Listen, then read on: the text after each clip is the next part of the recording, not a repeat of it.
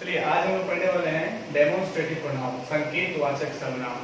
चलिए संकेतवाचक सर्वनाम होता क्या है, इसको हम लोग निश्चयवाचक सर्वनाम भी कहते हैं। चलिए मैं बता दें, जो भी तक हमारे चैनल को सब्सक्राइब नहीं किए हैं वो हमारे चैनल को सब्सक्राइब कर दें। Anchor study point, AI classes और बेल आइकन जरूर दबाएं। चलिए इसका हम डेफिनेशन जानते हैं। डेफिनेशन होता क्या है,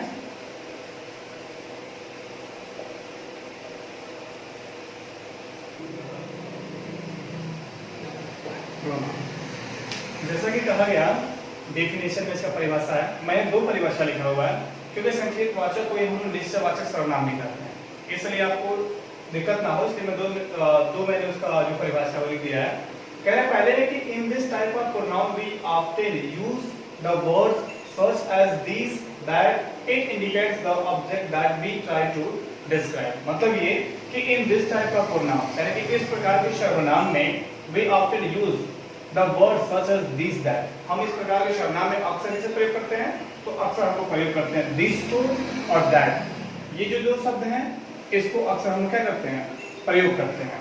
जो कि कह रहा है कि it indicates that the object that we try to describe, यानी कि जिस चीज को हम क्या करना चाहते हैं, जैसे आप संकेत करता हो उसे क्या करने के लिए, उसके ऑब्जेक्ट को वर्णन करने के लिए, उसका व्याख्या किया जाता है, उसे क्या कहा जाता है, निश्चयवाचक या संकेतवाचक सर्वनाम कहते हैं। दूसरे में कह रहा है कि this pronoun is used to point out the object और noun to which they refer and are therefore known as demonstrative pronoun. मतलब ये कि this pronoun is used to point out, यानी कि वो सर्वनाम जो क्या करते हो, पॉइंट आउट करते हो किसको, उसके ऑब्जेक्ट को जो कि नाउन हो, which they refer and are therefore known as demonstrative pronoun. या फिर यूं कह सकते हैं कि वे सर्वनाम जो वाक्य में आई हुई संज्ञा का क्या करता हो, वर्णन करता हो, उसके बारे में बताता हो, उसे हम कहते हैं डेमोन्स्ट्रेटिव प्रोनाउन, यानी कि निश्चयवाचक सर्वनाम कहते हैं। जैसा कि एग्जांपल हम लोग जानते हैं, एग्जांपल इसके बता दें एग्जांपल क्या होता है। मैंने यहाँ पे पॉइंट आउट कर रखा है, जैसे कह रहा है कि दिस या फिर दैट। चलिए एक संकेत दिस और दैट अक्सर आता है। चलिए एक संकेत कह रहा है कि यह मेरा पेन है, यह मेरा पेन है और वह तुम्हारा पेन है। देखिए दो सेंटेंसेस है कि यह मेरा पेन है और वह तुम्हारा पेन है। चलिए अब जानते हैं कि होता क्या है। देखिए कह रहा है कि दिस इज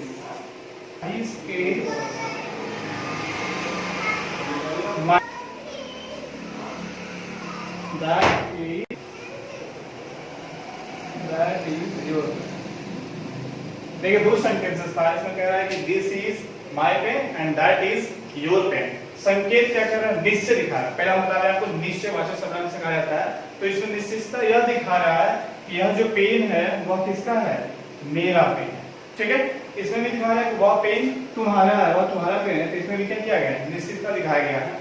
अब चलिए वर्णन किया गया है, मैं बता दूं संकेतवाचक में संकेत आपको समझ आ रहा हो, संकेत उसको किया गया है कि यह क्या है, पेन है जो कि क्या है, मेरा है। वह पेन है तुम्हारा है, किसका है, तुम्हारा है, लेकिन इसमें क्या किया गया है, वह दर्शाया गया, संकेत किया गया कि वह तुम्हारा है और यह मेरा है। इस प्रकार क्या होता है, खत्म। चलिए अब जानते हैं अनिश्चयवाचक सर्वनाम होता है क्या हमारा। कह रहा है कि इंडेफिनिट,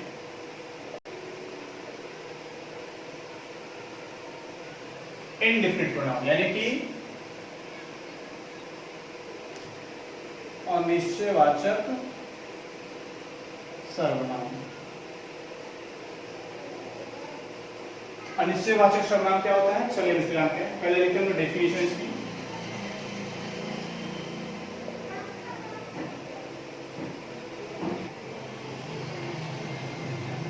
प्रोनाउन देखिए इंडेफिनिट प्रोनाउंस में कह रहा है कि the pronounce used in the sentence which do not refer any particular person और object, pronouns that are used in a general way are called as an indefinite pronoun। मतलब ये कि the pronoun used in sentence which do not refer, यानी कि वैसे सर्वनाम जो किसी भी सर्वनाम को क्या करते हो, उस वाक्य में उसे रेफर ना करते, निरूपित ना करते हो किसको, एनी पर्टिकुलर पर्सन, किसी भी खास व्यक्ति को, या फिर किसी भी खास ऑब्जेक्ट को वह निरूपित ना करता हो या फिर न उसे रेफर ना करता हो, कह सकते हैं कि pronouns that are used in a general way, यानी कि वे सर्वनाम जो सामान्य रूप में क्या किए जाए, प्रयोग किए जाए, are called as indefinite pronoun, वही क्या कहलाते हैं, हमारा अनिश्चयवाचक सर्वनाम कहलाते हैं। फिर यू कह सकते हैं इसको आसान शब्दों में कि वैसे सर्वनाम जो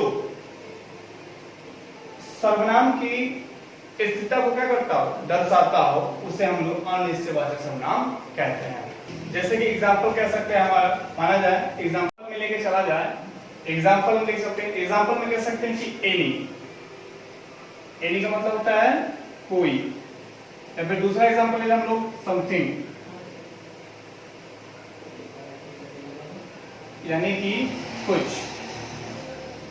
मैंने भी कहा कि वह वाक्य में क्या करता हो, किसी भी पार्टिकुलर पर्सन या ऑब्जेक्ट को वह दर्शाता ना हो या फिर बोध ना कराता हो, वह एक सामान्य रूप में क्या कराता हो, बोध कराता हो, उसे हम लोग क्या कहते हैं, इंडेफिनिट प्रोनाउन यानी कि अनिश्चयवाचक सर्वनाम कहलाते हैं। हमारा एग्जांपल है एनी, मतलब होता है कोई, तो उसको दर्शाने नहीं जाता है कौन पार्टिकुलर या फिर कुछ, या फिर समथिंग भी वो भी नहीं दर्शाएगा, वह केवल एक जनरल वे में क्या करता है, बता देता है। इस प्रकार हमारा यह इंडेफिनिट प्रोनाउन खत्म हो गया।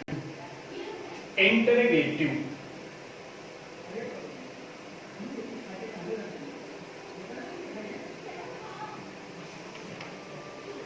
यानी कि प्रश्नवाचक सर्वनाम। प्रश्नवाचक सर्वनाम क्या होता है आप लोग समझ चुके होंगे। चलिए इसका हम डेफिनेशन लिखते हैं।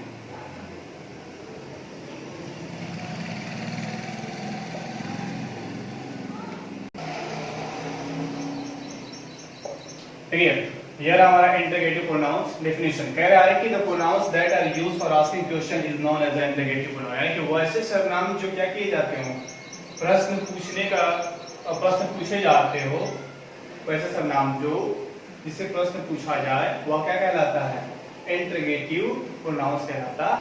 ठीक है, चलिए हम जानते हैं एग्जांपल में। एग्जांपल में क्या होता है, कह सकते हैं कि WS फैमिली, WS फैमिली जो होता है, टोटल इसमें जो क्वेश्चन वर्ड होते हैं वही होगा। इसमें कहा गया है कि वैसे सर्वनाम जो प्रश्न पूछने में उपयोग किए जाते हो वह क्या कहलाते हैं, प्रश्नवाचक सर्वनाम कहलाते हैं। तो वही कह रहे हैं कि WS फैमिली से कहा जाए कि what are you doing, question ही कहा जाए व्हाट आर यू डूइंग। इसमें कहा गया व्हाट, क्वेश्चन पूछा गया है, सब्जेक्ट से पूछा गया कि आप क्या कर रहे हो, या फिर ये कहा जाए कि who are you, who are you. इसमें भी क्वेश्चन पूछा गया है कि आप कौन हो, उससे पूछा गया है कि आप कौन हो। इसी प्रकार इसमें भी सब्जेक्ट से क्या किया गया है, क्वेश्चन करा गया है कि हु आर यू, इसलिए आप यूं कह सकते हैं कि हु आई एम, मैं कौन हूं। इसमें भी क्या कह रहा है, क्वेश्चन करा जा रहा, वही हमारा क्या कहलाता है, प्रश्नवाचक सर्वनाम कहलाता है। डिस्ट्रीब्यूटिव प्रोनाउन यानी कह सकते हैं इसका हिंदी हम लोग विभाग सूचक सर्वनाम। चलिए विभाग सूचक सर्वनाम क्या होता है हम जानते हैं। सर्वप्रथम पहले इसकी डेफिनेशन जान जाए।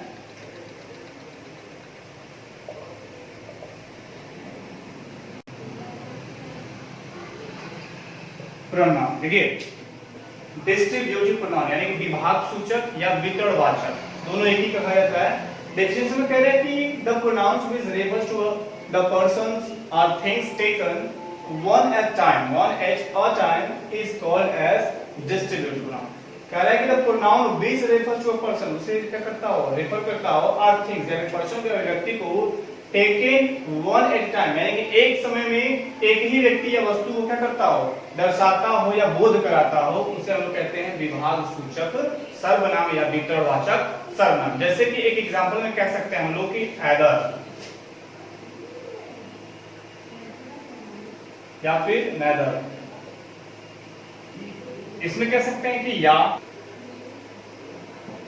यानी कह रहे हैं कि नेदर, न तो, यानी कि ये देखिए इसमें कह रहे हैं कि एदर, इसमें कह रहा है नेदर। मैंने कहा ना कि एक बार में किसी करता हो, या फिर कह सकते हैं कि ईच, प्रत्येक, किसी वस्तु एक बार में एक ही को क्या करेगा, वह बोध कराएगा, वही हमारा क्या कहलाता है, डिस्ट्रीब्यूट यानी विभाग सूचक या वितरणवाचक कहलाता है। चलिए हम सेंटेंस रूप देख सकते हैं। सेंटेंस देखो क्या, इन लड़कों में से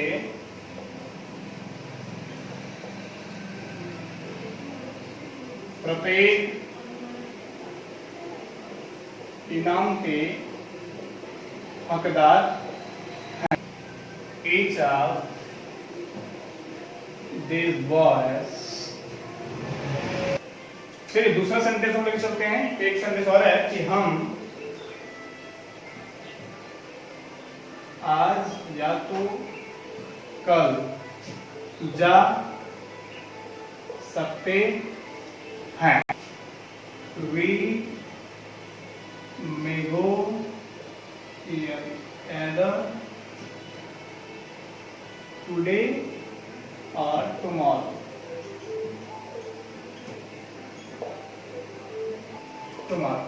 चलिए सेंटेंस में मैंने कहा था ना कि जो प्रत्येक कह रहा है कि एक बार में या फिर एक वस्तु का या फिर एक व्यक्ति का क्या कराता हो, बोध कराता है। याद रखिए इसमें कह रहा है कि इन लड़कों में से प्रत्येक यहाँ पे कहा गया है, सबको बता दिया है, यानी कि प्रत्येक क्या है, इनाम के हकदार है। इसमें कह रहा है, इसमें कह रहा है सब दीजिए एक बार बता रहा दर्शा रहा है। इसमें भी कह रहा है कि हम आज या तो कल क्या कर सकते हैं, जा सकते हैं। देखिए एदर यानी कि या फिर आज या फिर कल, इस प्रकार से हमारा क्या होता है, यह हमारा समान रेसिप्रोकल प्रोनाउन, परस्पर वाचक सर्वनाम। चलिए परस्पर वाचक सर्वनाम क्या होता है हम जानते हैं। जानने से पहले पूर्व क्या जानेंगे, डेफिनेशन।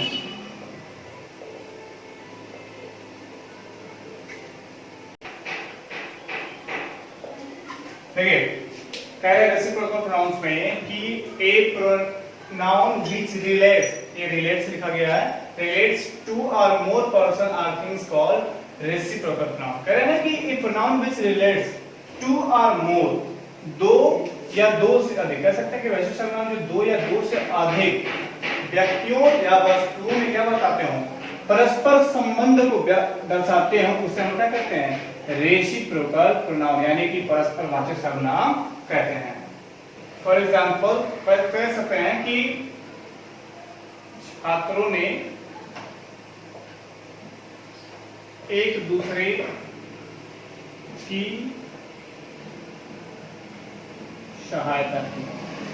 देखिए कह रहे हैं कि छात्रों ने एक दूसरे की सहायता की, कह सकते हैं कि द स्टूडेंट्स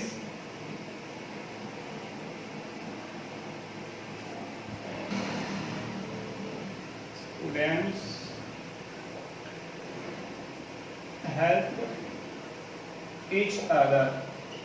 देखिए कह रहे हैं कि जो दो या दो से अधिक पर्सन या किसमें, थिंग्स में, वस्तु में या व्यक्ति में क्या करता हो, परस्पर संबंध को दर्शाता हो, उसे हम लोग परस्पर वाचक संबंध कहते हैं। यहाँ देखिए कह रहा है कि ईच अदर, एक दूसरे को क्या किया है, संबंध को दर्शाया। क्या संबंध है, यहाँ पे सहायता किया गया है छात्रों के द्वारा, वह किसको, आपस में किया गया है, इसलिए क्या किया गया है, बता दिया गया है इसमें कि यह परस्पर वाचक सर्वनाम है। एक्सक्लामेटरी,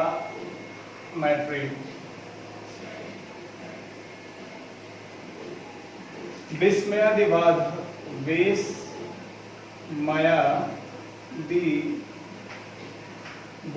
सर्वनाम। चलिए विस्मयादिबोधक सर्वनाम क्या होता है हम जाने, पहले हम जानेंगे डेफिनेशन।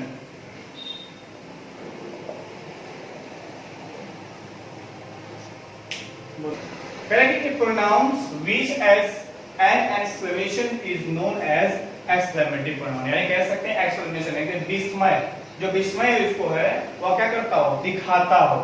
एक पैराग्राफ में आपको exclamatory जो होता है उसका चिन्ह हमारा ये होता है, ये जहां भी लगा होगा आप समझ जाइएगा कि क्या होता है। या फिर यूं कहें जो हृदय से अचानक से जो आवाज आने वाली होती है वही यह हलक लगाया जाता है, इसे लोग कहते हैं exclamation, यानी कि विस्मयावर्धक सर्वनाम का यह क्या है, चिन्ह है। जैसे कहा जाए वाव, वाव देखते हैं तो वाव के बगल में क्या रहता है, ये चीज लगाया जाता है। या फिर आलस कहते हैं, या फिर कोई की मृत्यु हो जाता है तो आलस कहते हैं, तो ये भी चिन्ह लगाया जाता है, इसलिए ये होता है। या फिर चलिए एक सेंटेंस लिख सकते हैं कि क्या आप मुझे नहीं जानते, ये चीज लगेगा, ठीक है। इसको हम लोग अगर इंग्लिश में कहें तो कह सकते हैं व्हाट, हम पहले वर्ड लगा लेंगे और ये एक्सप्लेनेशन क्या कर देंगे, लगा देंगे। तो लिखेंगे you don't know me, you John Nomi.